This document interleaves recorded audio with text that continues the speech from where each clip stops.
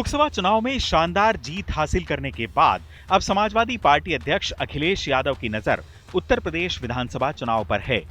वो खुद भले विधानसभा से इस्तीफा देकर केंद्र की राजनीति पर फोकस कर रहे हों, लेकिन उनकी नजर 2027 में होने वाले विधानसभा चुनाव पर है। अखिलेश ने अभी से उत्तर प्रदेश विधानसभा चुनाव की तैयारियां भी शुरू कर दी हैं। यानी एक तरफ जहां अखिलेश लोकसभा में विपक्ष की मुखर आवाज बनकर राजनीति में राष्ट्रीय कद हासिल करना चाहते हैं, वहीं दूसरी ओर राज्य में योगी सरकार के खिलाफ भी बिगुल फूंकना चाहते हैं।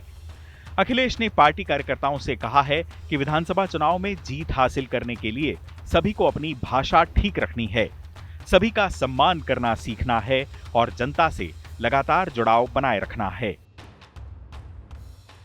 हमें उम्मीद है कि इसी तरीके से हम सब लोग मिलकर के समाजवादी पार्टी की विचारधारा को और मजबूत बनाएंगे और गांव, गरीब और जो हमारे तमाम पिछड़े, दलित, आदिवासी भाई बहनें उनको जोड़ करके अपने साथ लगातार इसी तरीके से कदम मिला करके चलने का काम करेंगे।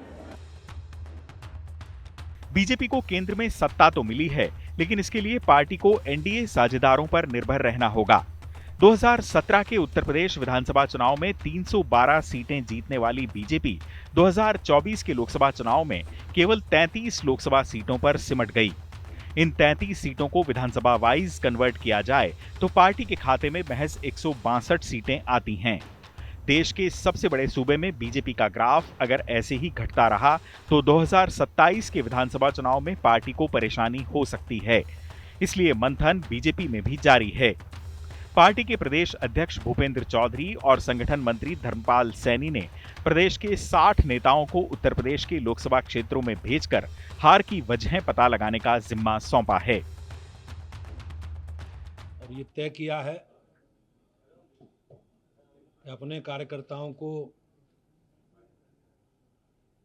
नीचे तक प्रवास करके और हमारे संगठन के लोगों से अलग अलग प्रकार की बैठकें करके उन सब विषयों की सूचनाएं, जानकारी एकत्रित करना है जिनके कारण राजनीतिक परिणाम हमारे पक्ष में नहीं आएगा। 2014 के लोकसभा चुनाव में उत्तर प्रदेश में बीजेपी का उदय हुआ था। पार्टी 80 लोकसभा सीटों में से 71 सीटें जीत पाने में कामयाब रही थी। 5 साल बाद 2019 के लोकसभा चुनाव में यूपी में बीजेपी की सीटें 71 से घटकर 62 पर आ गई, यानी 9 सीटों का पार्टी को नुकसान हुआ। इस बार बीजेपी की सीटें महज 33 रह गईं, यानी बीजेपी को उत्तर प्रदेश में ऐसी 29 सीटों पर हार मिली है जिनमें पिछली बार उसके उम्मीदवारों को जीत हासिल हुई थी। मौजूदा नतीजों ने बीजेपी के लिए खतरे की घंटी बजा दी है और समाजवादी पार्टी का बढ़ता ग्राफ योगी आदित्यनाथ के लिए भी चुनौती साबित हो सकता है। चुनाव आज तक।